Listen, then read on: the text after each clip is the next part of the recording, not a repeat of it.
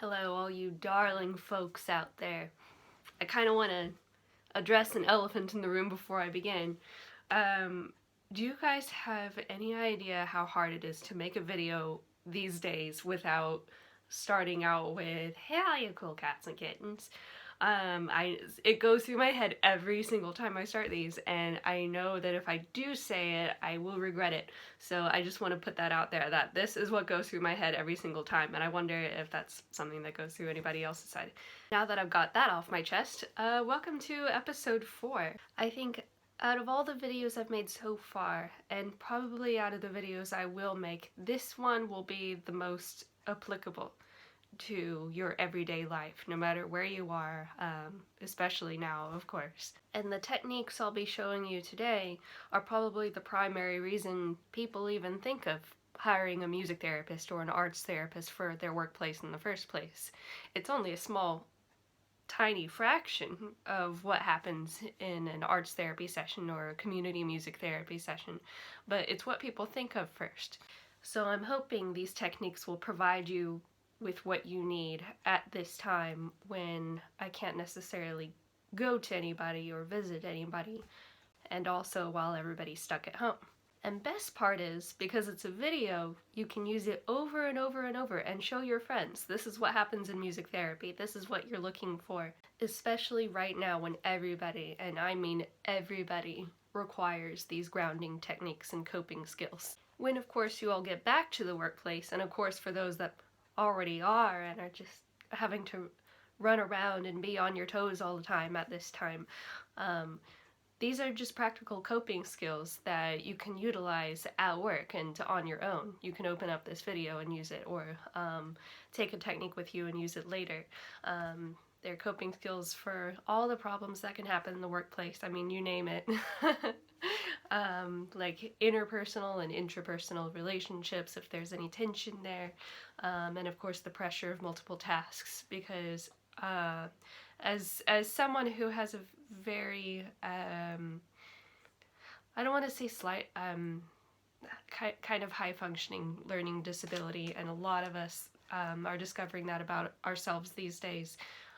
This world is very, very high pressure at this time, and a lot of us are expected to produce a work ethic that frankly isn't even human. It's like we're expected to be robots, but that's just me. That's just my opinion. Some of you may think that, some of you are like, oh, I'm fine, but I could use this. So today I'm gonna be showing you 3 tricks out of my little bag of tricks.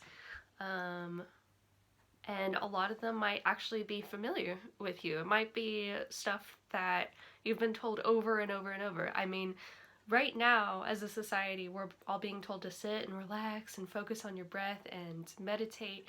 And there are so many of us that the word meditation can really strike fear into us, because concentration is the thing, or lack thereof, is the thing that gets us into trouble in the first place. So what good is any kind of relaxation or mindfulness gonna do for me when I'm not even good at that? That's what a lot of people think. Obviously, I'm not enforcing these toxic thoughts, but this is something that occurs regularly in a lot of the people I see, and myself included. They will be based on something called neurologic music therapy, or NMT.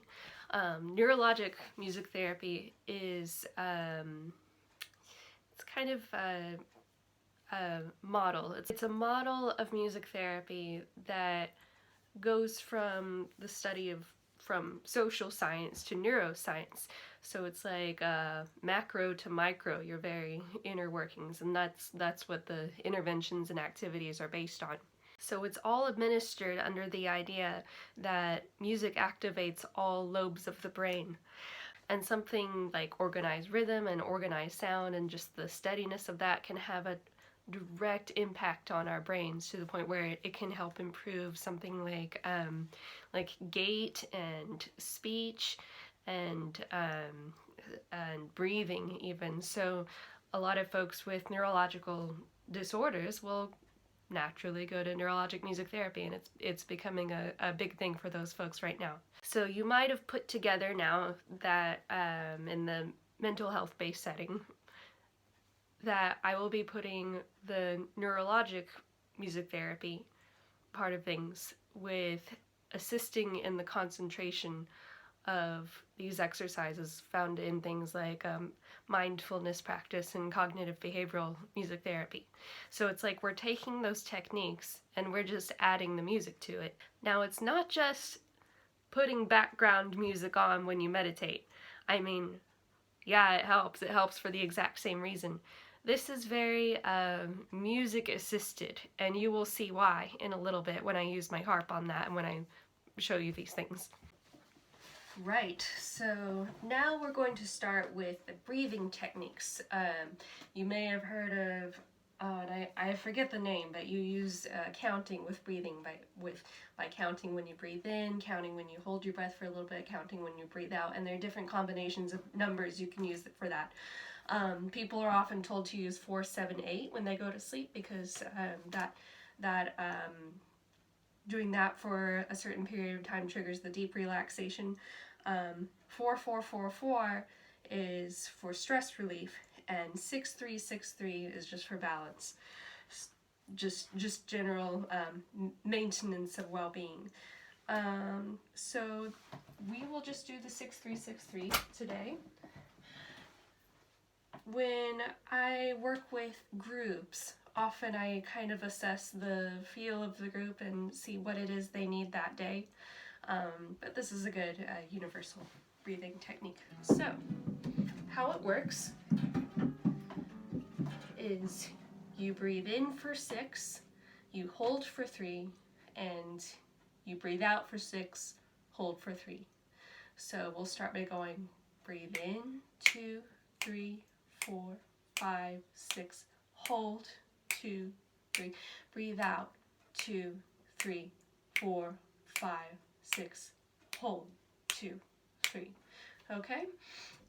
And try not to obviously use some breathing technique. If you're a vocalist, this will come naturally to you.